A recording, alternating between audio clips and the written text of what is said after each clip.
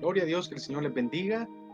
En este día nos corresponde el comentario bíblico del Evangelio según Lucas, el capítulo 20. Gloria a Dios, el cual podríamos llamarle a este problemas y respuestas. Jesús ya les había dicho a los 12 que esperaban resistencia. Él les había comentado que iban a haber conflictos, que iba a haber sufrimiento cuando llegaran a la ciudad de Jerusalén. Es necesario, de hecho el Señor había dicho estas palabras, es necesario, les había dicho que padezca. Él nunca les dijo que iba a ser algo fácil, nunca les dijo que era algo sencillo. El Señor siempre en todo momento les dijo, les comentó la verdad de lo que sucedería. El Señor les dijo a ellos los padecimientos que iba a tener. El Señor nunca ocultó de las cosas que iban a sucederle al Cristo, es decir, a Él mismo. El Señor Jesucristo, hermanos, les está diciendo en todo momento, instruyendo, aprendan ahorita, conozcan todo, pongan atención a lo que es, porque es necesario que el Hijo del Hombre padezca muchas cosas y también es necesario que sea desechado por los ancianos, por los principales, por los sacerdotes, por los escribas y que sea muerto. Pero también dice el Señor en Lucas 9:22 y que resucite al tercer día. En este capítulo nosotros conoceremos tres grupos de líderes religiosos, como lo habla Lucas 20, versículo 1, y veremos de sus conflictos, los conflictos que ellos tenían con Jesús. Ellos retaron al Señor porque Él limpió el templo y les había llamado ladrones. Trataron de agarrarlo con alguna expresión mala que Él dijera y así usarla en su contra para que lo arrestaran como enemigo del Estado. En realidad eso es lo que ellos pretendían, pero en ellos había algo más que una simple serie de preguntas. La palabra rechazo en Lucas 9:22, también en Lucas 20, versículo 17, se traduce como rechazo incluso después de la investigación. Era necesario que los judíos examinaran con mucho cuidado los corderos de la Pascua. Ese era su trabajo, no estamos diciendo que está mal, ellos necesitaban examinar desde el 10º día hasta el 14º para asegurarse que no había algo malo en ellos. Y esto está dado en Éxodo 12, versos del 1 al 6. Y Jesucristo era el Cordero de Dios. Entonces él también necesitaba, o bueno, no es que necesitara, pero ellos lo iban a examinar, porque él venía a ser el Cordero de Dios, el ideal para el sacrificio, y ya no había necesidad de más sacrificio. Entonces él fue examinado, observado y probado por sus enemigos durante esa última semana. Y a pesar de todo lo que vieron y aprendieron, siempre ellos terminaron rechazándolo. Nunca hubo un deseo en ellos por ver cómo aceptaban al Señor, por ver si aprendían de lo que Él enseñaba. Sin embargo, Jesús también los estaba examinando a ellos.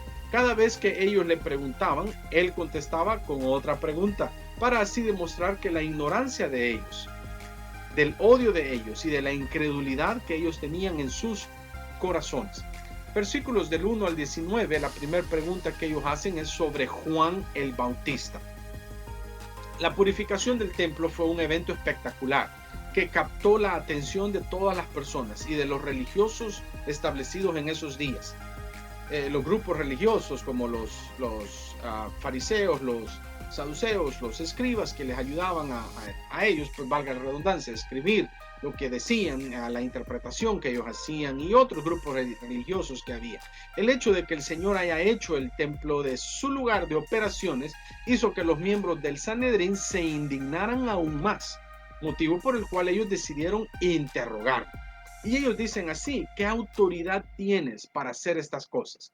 Y si tienes autoridad, si es que la tienes, es decir, ellos siempre la pusieron en duda, le dicen, ¿quién te ha dado a ti esa autoridad? Como queriendo decir, nosotros no te hemos autorizado que tú hagas eso. Los que dan la autoridad aquí somos nosotros. El problema es que el Señor no necesitaba autoridad de los hombres porque Él es Dios mismo. Entonces Él tenía toda la autoridad en Él. Claramente Él lo dice, toda autoridad me es dada.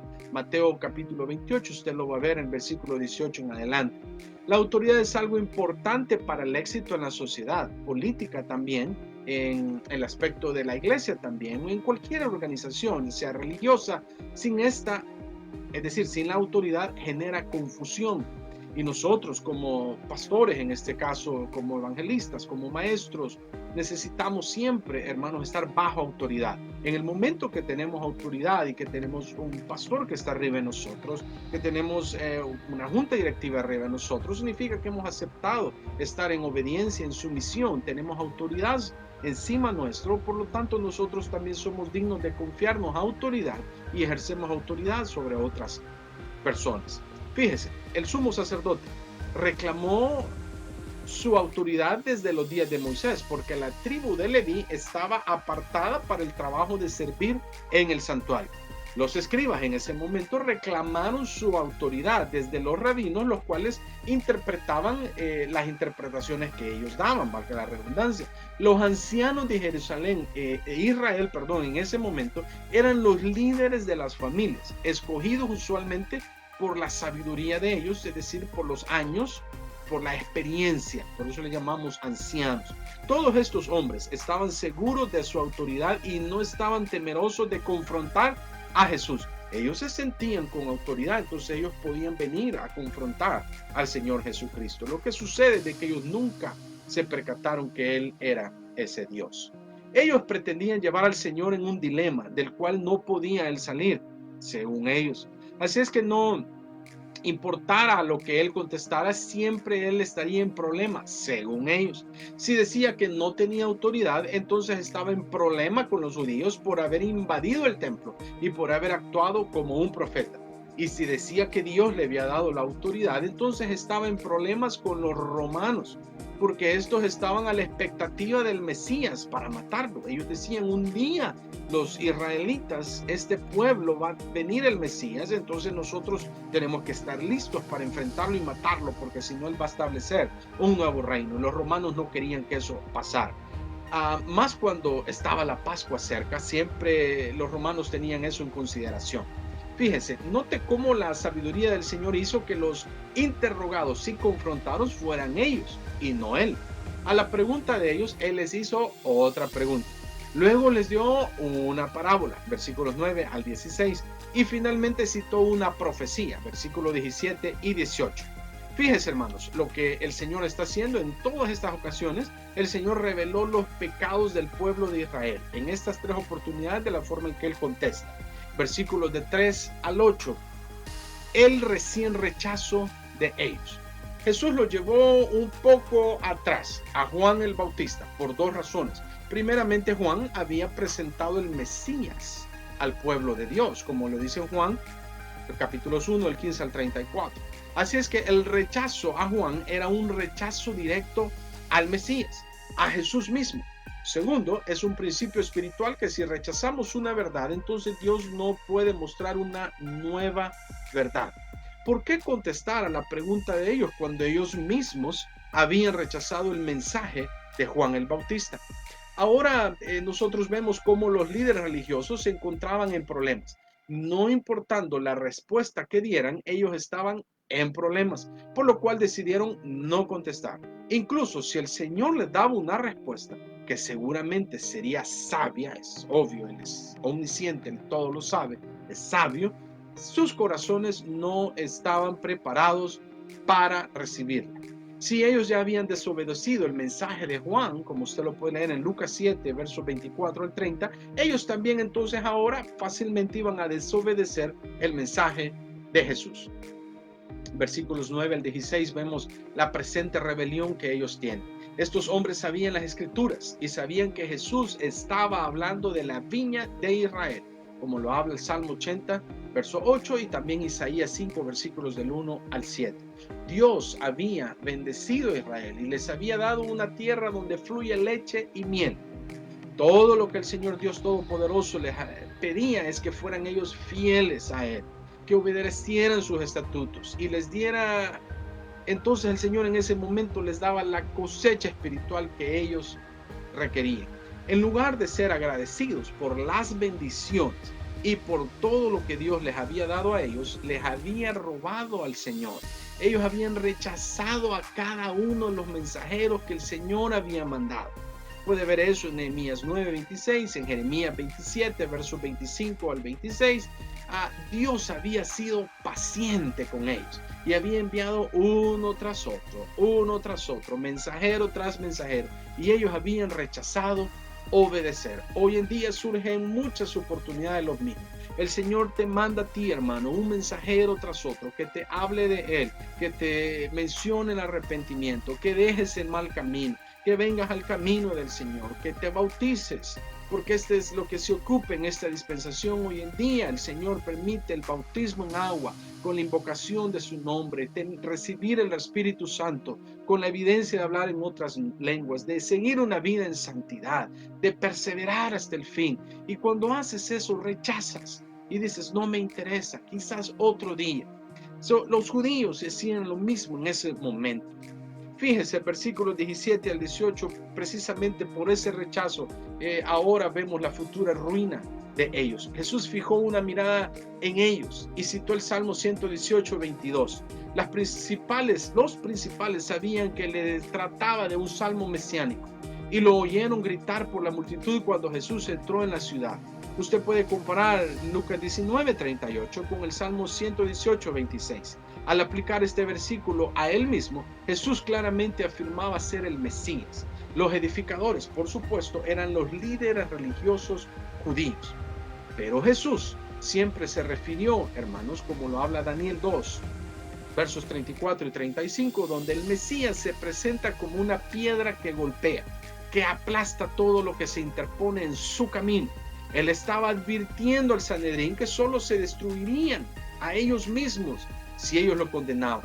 El mismo principio se aplica hoy en día y los incrédulos deben de prestar atención cuidadosamente a esta advertencia.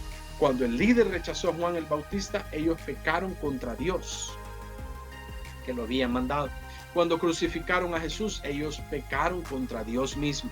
El Señor les dijo que ellos podían pecar contra Él y ser perdonados, pero hablando en el aspecto humano, pero cuando ellos blasfemaran contra el Espíritu Santo no habría perdón. Eso está en Mateo 12, versículo 31, mencionando en este momento la divinidad del Señor. Es un serio problema el rechazar el mensaje de Dios y a sus mensajeros. Escucha al pastor que está alimentándolo diariamente. Ponga atención a lo que él dice. Es bien importante. Él siempre tendrá palabra de Dios para su vida. Versículo 20 al 26 de este Lucas capítulo 20 vemos una pregunta ahora ya no sobre Juan el Bautista. Ahora la pregunta es sobre el César. Jesús sabía que los hombres que lo venían a cuestionar eran espías enviados por los fariseos y por los herodianos, dos de las sectas religiosas en esos días. Pero aún así Él les escuchó y aún así todavía el Señor les contesta. Estos dos grupos usualmente se peleaban entre sí, pero ahora ellos tenían un enemigo común. Qué increíble la forma en que ellos veían a Jesús. Fíjese, para ellos Jesús era un enemigo común y esto a los que antes no se llevaban bien ahora los había unido. A ellos les interesaba hablar del tema de los impuestos y de la autoridad de los romanos, esperando poder provocar a Jesús para que ofendiera a los judíos. Deseaban escuchar de él palabras como pagan los impuestos, o que ofendieran a los romanos diciendo no paguen los impuestos. Es decir, si Jesús decía paguen impuestos, los judíos se sentían ofendidos. Pero si Jesús contestaba no paguen impuestos al César, entonces iba a ofender a los romanos. Pero el Señor llevaría la discusión a otro nivel. Es que Él es el Todopoderoso y pasaría a los espías a que pensaran no solo en el reino de Dios, sino también en el reino de los hombres. La autoridad gubernamental, hermanos, es instituida por Dios y debe ser respetada. Lo habla Proverbios 8:15, lo habla Daniel 2:21, Romanos 13:1, Primera de Pedro 2, versos 11 al 17. Y es que aunque es cierto que somos peregrinos y extranjeros en esta tierra, eso no significa que ignoremos las responsabilidades terrenales. Toda autoridad que está instituida es puesta por Dios, es permitida por Dios. El Señor está de acuerdo en que eso suceda. El Señor nos sugería que dividamos las lealtades entre Dios y el gobierno. Él no estaba haciendo eso. La imagen de César estaba en las monedas. Así es que básicamente era el dinero del César. Pagar el impuesto sencillamente es devolverle al César lo que le pertenece al César. La imagen de Dios es estampada hoy en día en nosotros. Por lo tanto, Él tiene el derecho de mandarnos a hacer todo lo que Él crea conveniente para su reino.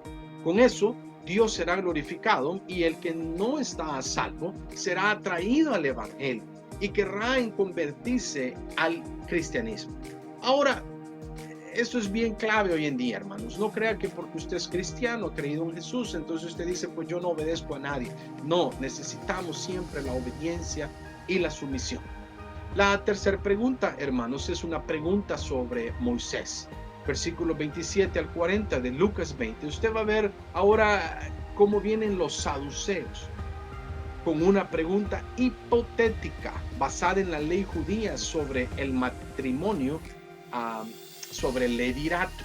Esto lo puede encontrar en Génesis 38 y también Deuteronomio 25, versículos del 5 al 10. Fíjense, esta ley consistía en que una mujer viuda que no ha tenido hijos se debe de casar obligatoriamente con uno de los hermanos de su fallecido esposo.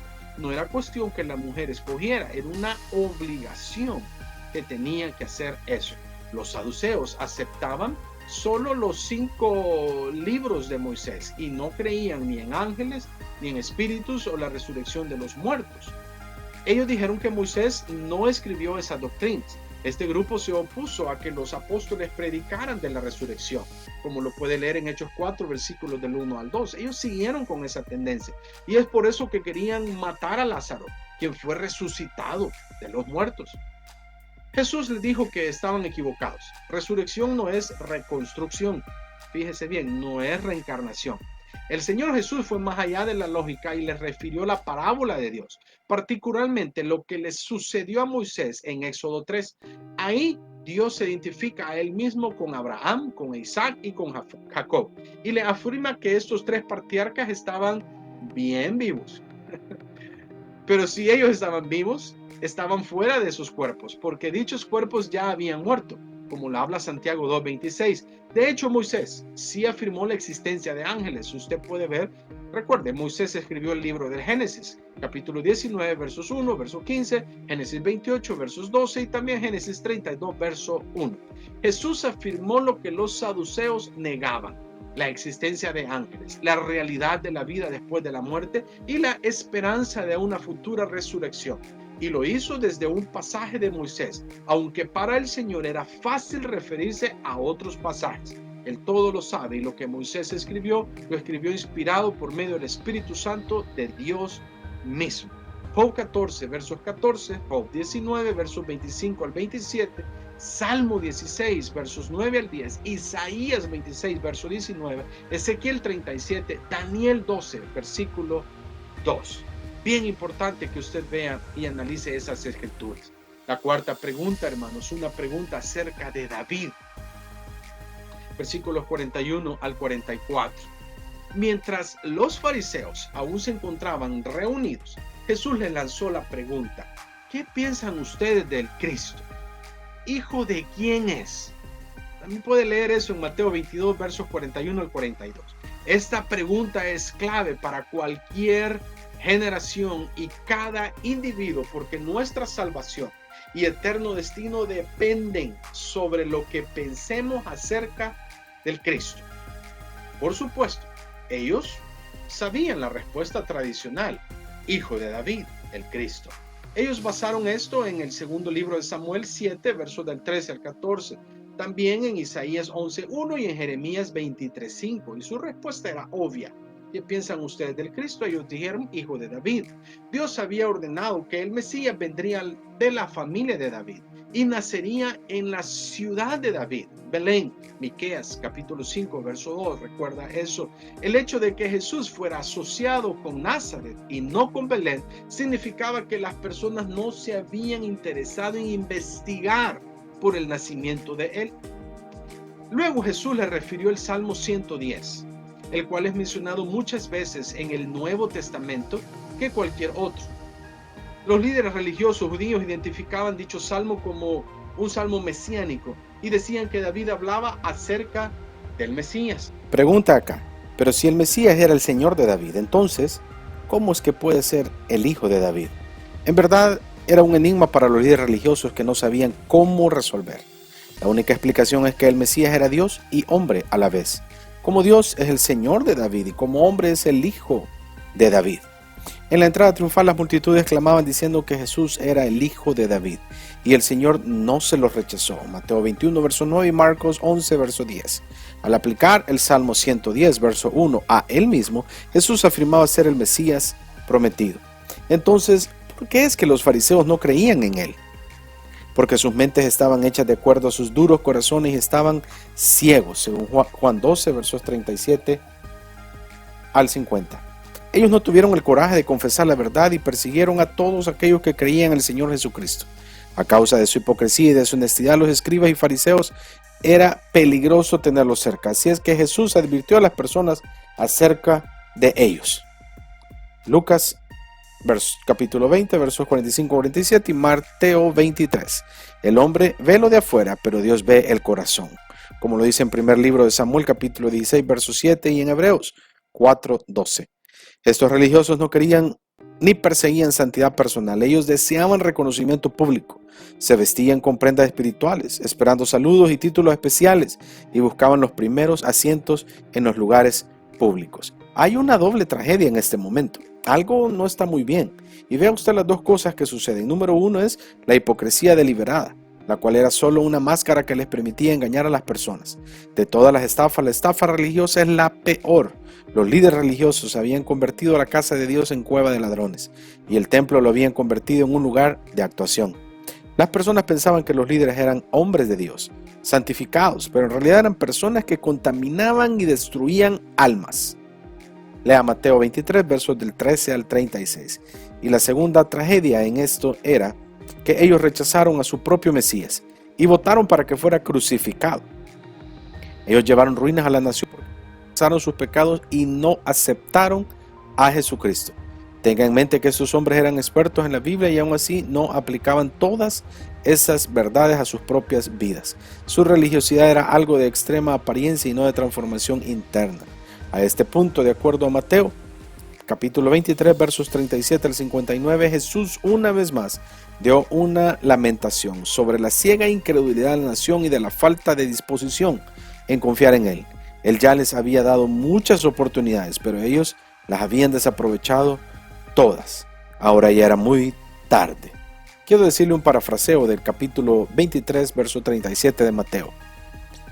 ¿Cuántas veces quise y no quisiste? Quiero desearle que la paz, la gracia y la bendición del Dios Todopoderoso esté de continuo en sus vidas. Que el Señor le bendiga.